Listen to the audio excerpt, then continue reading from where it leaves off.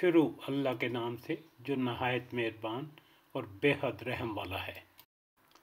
حکم ہوا اے نوح علیہ السلام اتر جا، ہماری طرف سے سلامتی اور برکتیں ہیں تجھ پر اور ان گروہوں پر جو تیرے ساتھ ہیں، اور کچھ گروہ ایسے بھی ہیں جن کو ہم کچھ مدت سامان زندگی بخشیں گے، پھر انہیں ہماری طرف سے دردناک عذاب پہنچے گا۔ اے محمد صلی اللہ علیہ وسلم، یہ غیب کی خبریں ہیں جو ہم تمہاری طرف وحی کر رہے ہیں، اس سے پہلے نہ تم ان کو جانتے تھے اور نہ تمہاری قوم، بس صبر کرو، انجام کار متقیوں کے حق میں ہے۔ اور عاد کی طرف ہم نے ان کے بھائی ہود علیہ السلام کو بھیجا۔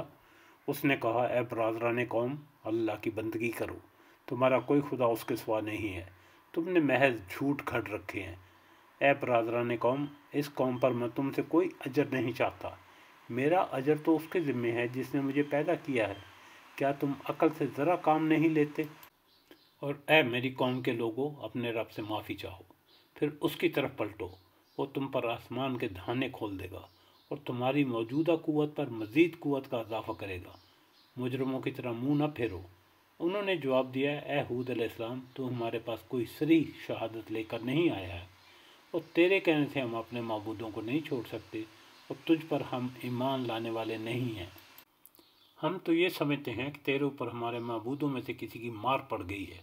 ہود علیہ السلام نے کہا میں اللہ کی شہادت پیش کرتا ہوں اور تم گواہ رہو کہ یہ جو اللہ کے سوا دوسروں کو تم نے خدائی میں شریک ٹھہرا رکھا ہے، اس میں سے میں بیزار ہوں۔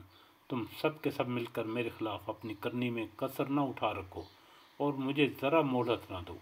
میرا بھروسہ اللہ پر ہے جو میرا رب بھی ہے اور تمہارا رب بھی، کوئی جاندار ایسا نہیں جس کی چوٹی اس کے ہاتھ میں نہ ہو، بے شک میرا رب سیدھی راہ پر ہے۔